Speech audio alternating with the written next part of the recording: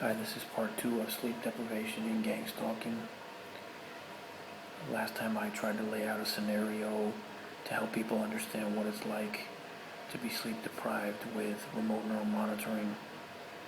I call this DOI, or drift off interrupt, because it's easier to say DOI than to explain every time, that thing that they do, which is waiting for the exact moment that I'm about to fall asleep and making some loud noise at that exact moment. It's just easier to say DOI. The term is kind of clunky, but there it is. Each sleep deprivation episode, and there can be many throughout a night, according to my observations, consists of at least 4 steps,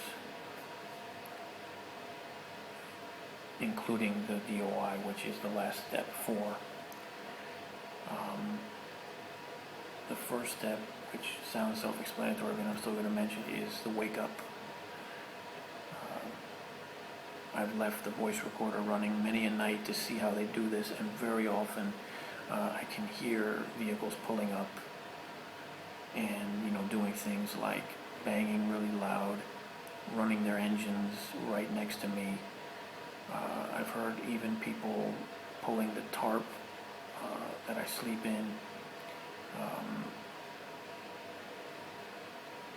People setting off car alarms, screaming, all kinds of things.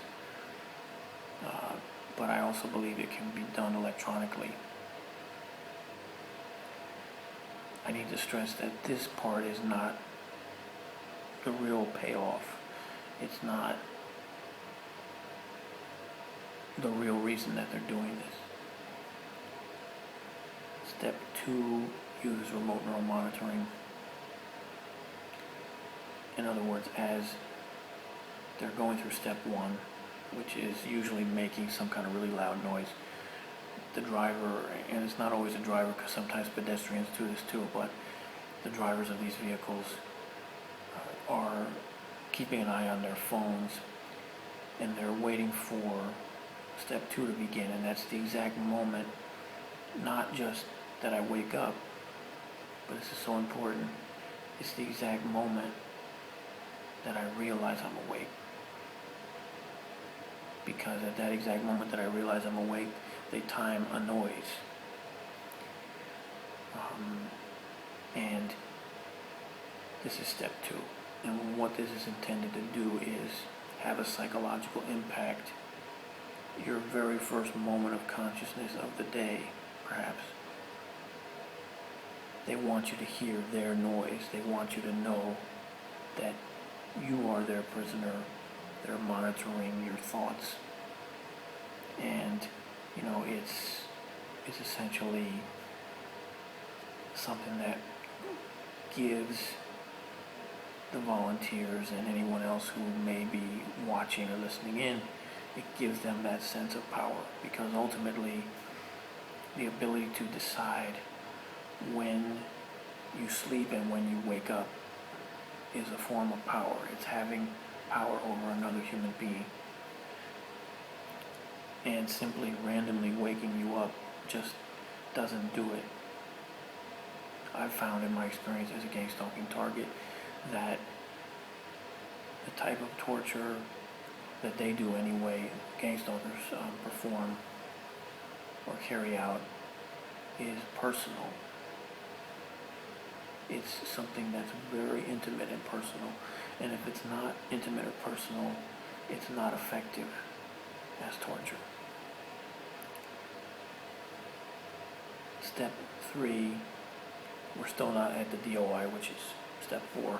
Step 3 is something that's been almost evolving since early spring. It was something that they didn't always used to do last year, when basically sleep deprivation really became a daily occurrence.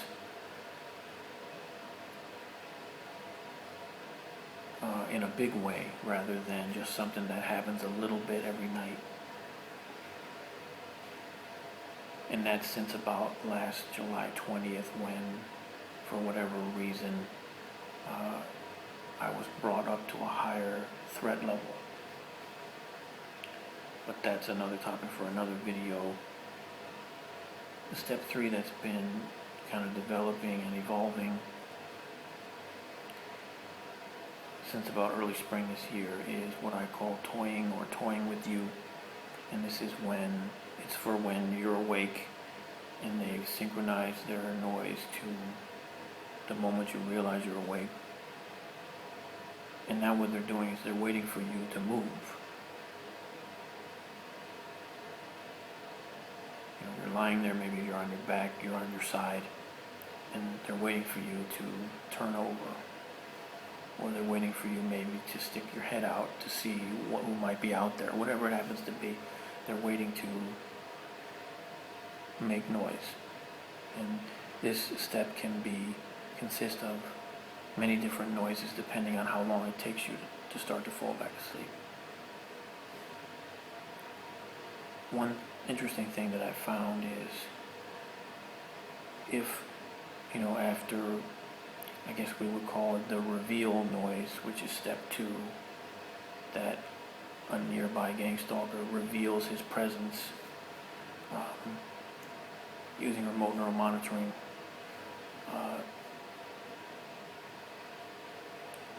I found that even by accident, if I just don't move, maybe I'm just too exhausted to move. And they're waiting nearby to synchronize noise to any movement that I would make. I have to remind you, by the way, that I'm inside a sleeping bag, which is inside a tarp shelter, and it's early in the morning, and no one can see me. It's the technology which allows them to do that. I found that the less that I move, whether it's on purpose or not, the closer that they focus in other words, if I don't turn over, they're gonna get their sync somehow. Whether it's when I blink my eyes, or whether it's when I yawn, if I twitch my toes. At this stage, they're determined to synchronize to something that I do as I'm lying there. And this is something that, like I was saying, it's relatively new as a phenomenon. It's one of the things that they've added since this year's big intensification of activity on or around March 19th. Last year's was July 20th. And of course, now we're led to step 4, which I used in the first scenario, in the first video about sleep deprivation. And although I didn't call it the DOI during that video, and this is, of course, to restate it, this is, of course, when they're waiting for you to fall back asleep. And this is the payoff that I was talking about.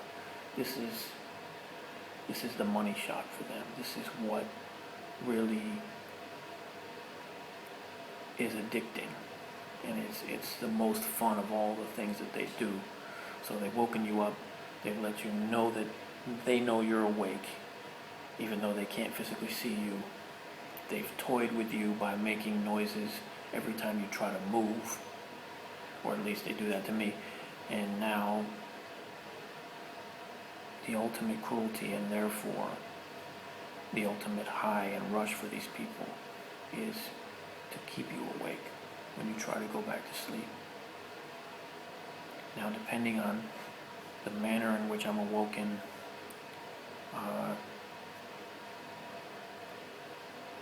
it might take 5 minutes to start to fall back asleep, or it might take an hour. On certain nights when they're just going really hard and the cruelty is palpable. And when I say palpable, it's palpable. I might be so full of adrenaline, with my head pounding, chest pains. You also get a lot of thoughts, sometimes anger, because you are being tortured, and it's only natural that you might feel anger towards someone who is torturing you like this. You got all kinds of thoughts running through your head, like something like, I know that people who used to be my best friends are watching right now. And, your soul just fills with so much pain, knowing that people that used to be my friends, or they're watching this right now, and they enjoy it, and they don't see any problem with it. Or tomorrow they're going to get the clip of it, So there's a lot of things that it's not just a physical sensations and the exhaustion, it's also, the mental anguish that it causes you. So some nights it might take me an hour to fall asleep, and of course, the longer it takes you to get back to sleep, the bigger the thrill it is for the guys that do this stuff, the bigger the payoff. If you fall asleep, start to fall back asleep 2 minutes later, that's no fun. If it's 35 minutes, 45 minutes, 55 minutes, and you're at the point where you've forgotten, maybe, lying there after having been awoken this way and toyed with and really tortured, maybe you're thinking of a million things, and you're thinking, you've got memories of things from your life, and so many things might be going through your head as time passes. And so when you're finally ready to fall back asleep 45 minutes later, you've forgotten about whoever may be nearby monitoring you. And that's why, before you even realize you're falling back asleep 45 minutes later, the sound rips you right back awake. And the cruelty of it is just out of this world. And the fact that it's happening in America, in the United States of America, makes it even worse.